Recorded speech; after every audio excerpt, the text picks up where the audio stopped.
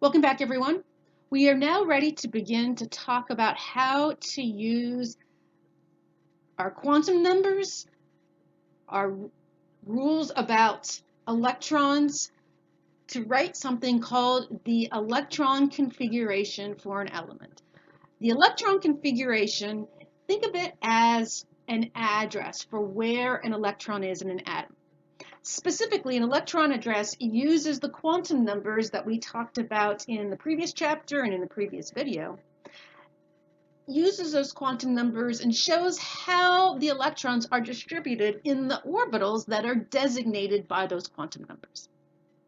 So when we use the term electron configuration, that basically means an address. Sometimes it's also called, like in your MindTap homework, it's sometimes called spectroscopic notation or SPDF notation. All that means is that that notation specifically shows where all of the electrons are in all of the orbitals for a particular atom, for a particular element. And so when placing electrons in orbitals for a particular element, we already talked about that Pauli exclusion principle, how electrons in the same orbital have to have opposite spin. We also have to follow this Aufbau principle, which states that electrons first have to go into lower energy orbitals first. So that's why electrons are going to go in a 1s orbital before a 2s orbital, because the 1s orbital is of lower energy due to that principle quantum number 1. It's of lower energy than the 2s orbital. There are also no more than 2 electrons in an orbital. So that's going to help with our framework for determining an electron configuration for an element. We're also going to use the periodic table to help us determine the electron configuration for an element. And when we write that electron configuration, we're going to use this notation that you see on the screen here. And so let's sort of deconstruct it a little bit. This notation we're going to use speaks to the quantum numbers that we previously discussed. So each component is going to have a principal quantum number, or an n level, that's going to designate the energy or the shell that you are dealing with. After that number is the letter, either S, P, D, or F, that designates the orbital that you are putting electrons in. The superscript, which you see in red here, that superscript speaks to the number of electrons in that particular kind of orbital. So for example, with the example you see on the screen, 4p5, that tells me that I have 5 electrons in 4p orbitals. So maybe, hopefully, you're saying, well, wait a minute, how can there be 5 electrons, Ms. Lapola? You just told me in the previous slide there is only 2 electrons per orbital. That is absolutely correct. We're going to find out shortly that there are more than one, there's this thing called degenerate orbitals. There can be more than one 2p or 3p orbital based upon where an atom is in the periodic table. So if you do not have your periodic table in front of you now, I would highly encourage you to get it in front of you, because you will want to write on there, for doing practice problems, you will want to write some of these trends on here, because this is going to help you in determining electron configurations for particular elements. Now, when you take the exam, you're going to have a regular periodic table. I recommend that when you get that periodic table that you write these trends on there automatically, so you can use it when answering questions. And looking at this, you can see a lot of things, obviously, but you can see, hey, yeah, with those p orbitals that I talked about, if only 2 electrons can go in a p orbital, and I have a total of 1, 2, 3, 4, 5, 6 electrons that have to be placed in there, then I must have a total of 3 p orbitals, regardless if it's a 2p, 3p, 4p, 5p, or 6p. So there are degenerate, meaning orbitals of the same energy. There are degenerate orbitals for p's. There are also for d's as well. You see, for the d orbitals, regardless of what the principal quantum number is, and we'll talk about how to determine that shortly, there's a total of 10 electrons that need a home in a d orbital. The only way to accommodate 10 electrons is to have 5 d orbitals that are available.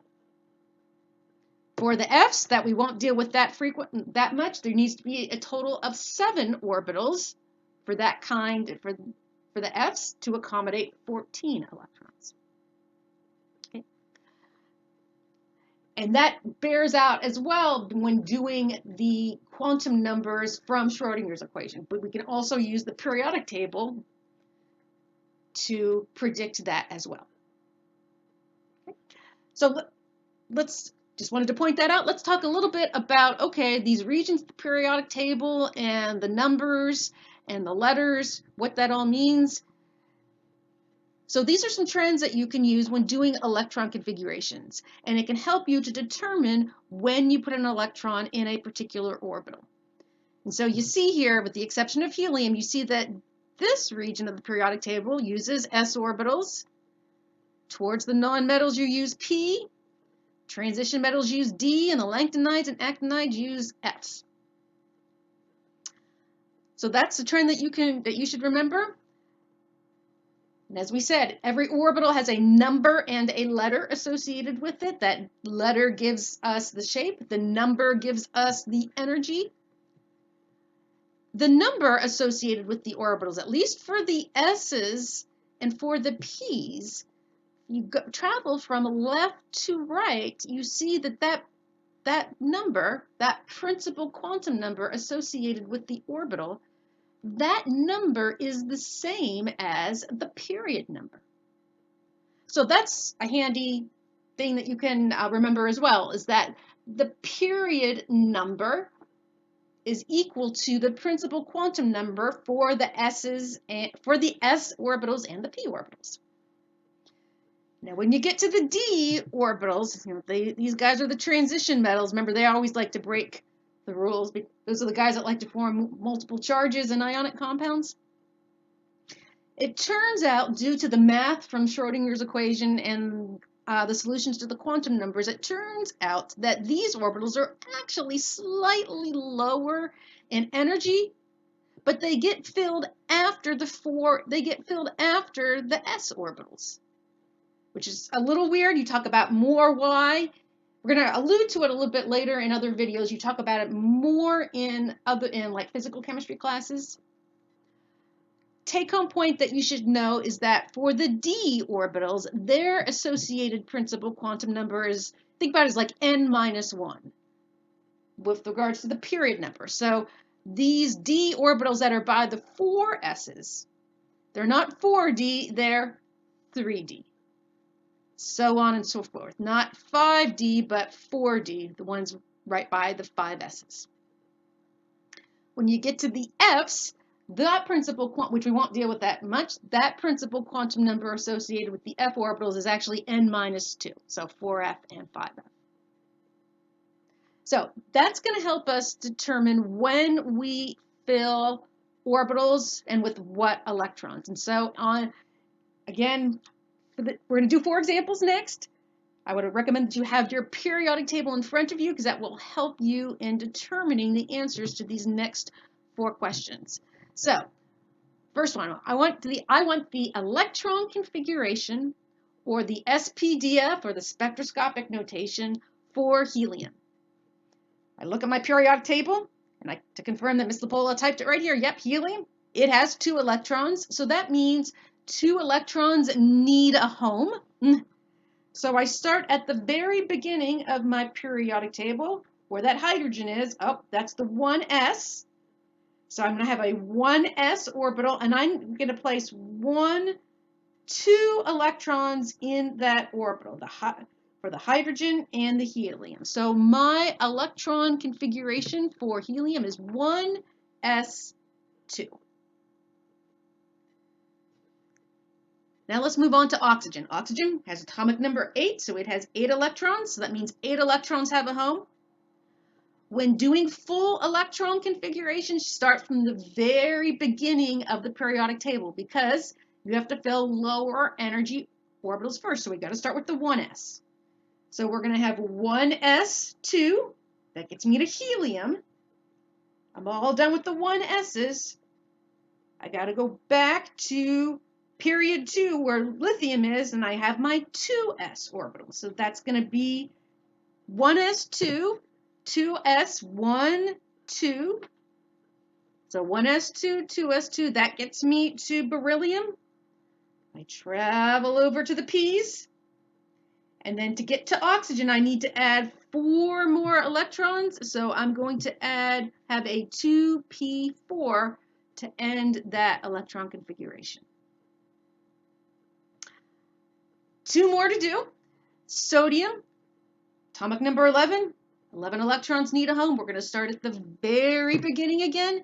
1s2, 2s2, 2p. I count all the way over to neon, 2p6. I'm going to have atomic number 10 there. I got to get to atomic number 11, sodium. So I've got 1 more electron that needs a home, and that's going to go in the 3s orbital.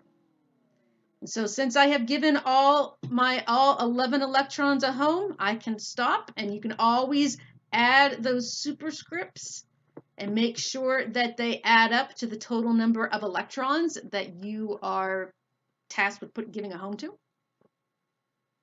So that's the full electron configuration for sodium. I'm going to do something very similar with iron. A little more work there. We've got 26 electrons, but we still got to start from the very beginning again. So 1s2, 2s2, 2p6, 3s2, travel to 3p6. When you travel to 3p6, when you travel to 3p6, that gives you to argon. 4s2, that gives you to calcium. Now I'm at the transition metals, of which iron is a part. I see I need to add 1, 2, 3, 4, 5, 6 more electrons to get to iron. And those 6 electrons are going to be in the 3d orbitals. So those are some examples of doing full electron configurations or spectroscopic notation configurations for neutral elements.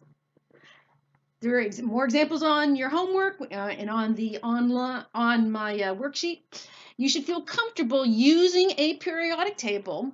You should feel comfortable with knowing where those trends are and being able to give electron configurations for those elements, for all the elements. There are 2 exceptions we will talk about later. In the next video, we're going to move to orbital diagrams.